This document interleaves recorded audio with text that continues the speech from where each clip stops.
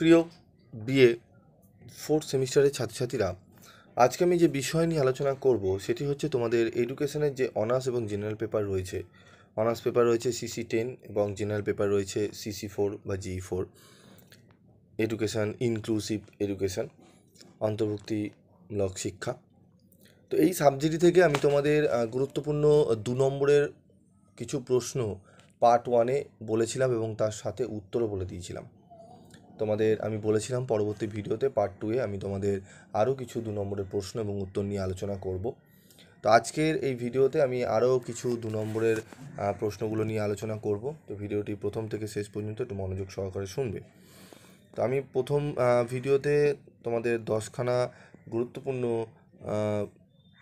প্রশ্ন এবং উত্তর নিয়ে আলোচনা করে দিয়েছিলাম, ঠিক আছে। তো আজকের এই ভিডিওতে আমি তোমাদের আরও 10-এর পর থেকে 11 থেকে আমি তোমাদের আরও গুরুত্বপূর্ণ কিছু প্রশ্ন আলোচনা করছি, উত্তরগুলো নিয়েও আলোচনা করে দিচ্ছি। তো ভিডিওটি দেখো। তো দেখো, আমাদের 10 অবধি হয়েছিল।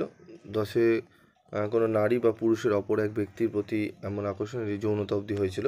তো আজকের প্রশ্ন পরবর্তী থেকে অন্তর্ভুক্তিমূলক বিদ্যালয় গঠনে যে কোনো দুটি পরিকাঠামোগত পরিবর্তন হলো, তোমরা দেখে নাও।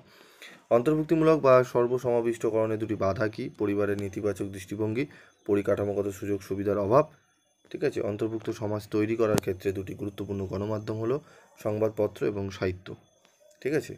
অন্তর্ভুক্ত সমাজ তৈরি করার ক্ষেত্রে দুটি গুরুত্বপূর্ণ গণমাধ্যম। অন্তর্ভুক্তমূলক শিক্ষার দুটি গুরুত্ব লেখো। বলছে সকল শিক্ষার্থীদের একসাথে শিক্ষা গ্রহণের অধিকার আছে, এই বোধকে বিকশিত করে বৈষম্যের মাঝে ও প্রতিটি শিক্ষার্থীর মধ্যে আত্মবিশ্বাস জাগিয়ে তুলতে সহায়তা করে। সমাজে একটা বড় অংশের মানুষ মানসিক বা বুদ্ধিগতভাবে সম্পূর্ণ সুস্থ হওয়া সত্ত্বেও নিতান্তই শারীরবৃত্তীয় কারণে তারা তাদের ক্ষমতার পূর্ণ ব্যবহার করতে পারে না। জন্মগতভাবে অথবা অঙ্গহানি হওয়ার ফলে তাদের স্বাভাবিক চলাফেরার সমস্যা সৃষ্টি হয়। ইংরেজিতে এই অবস্থাকে তোমাদের লোকোমোটর হ্যান্ডিক্যাপ, ঠিক আছে, প্রভৃতি নামে অভিহিত করা হয়। এই সমস্যাযুক্ত ব্যক্তিদেরকেই অস্থি বিকলাঙ্গ বা পঙ্গু বলা হয়। অস্থি বিকলাঙ্গতার দুটি বৈশিষ্ট্য বা লক্ষ্য কী? অস্থি বিকলাঙ্গ শিশু স্বাভাবিকভাবে হাঁটতে পারে না। অস্থি বিকলাঙ্গ শিশুর দেহের গঠনে ত্রুটি থাকে। সামাজিক বর্জনের দুটি কারণ লেখো। দারিদ্রতা, বেকারত্ব, দুর্বল শারীরিক স্বাস্থ্য। অন্তর্ভুক্তি বিদ্যালয় গড়ে তোলার দুটি উপায় লেখো। অন্তর্ভুক্তি বিদ্যালয় গড়ে তোলার দুটি উপায় হলো বিদ্যালয় পরিকাঠামো, সংস্কার চাহিদা নির্ভর বিশেষ পরিকাঠামো, পাঠ্যক্রম। শান্তি শিক্ষা কী?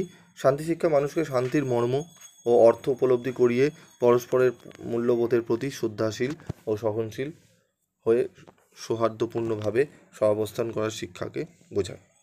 গণমাধ্যম জনগণের মধ্যে শিক্ষার প্রসার ঘটানোর জন্য যেসব মাধ্যমের প্রয়োজন হয় তাদের গণমাধ্যম বলে, যেমন প্রেস, সাহিত্য, টেলিভিশন ইত্যাদি।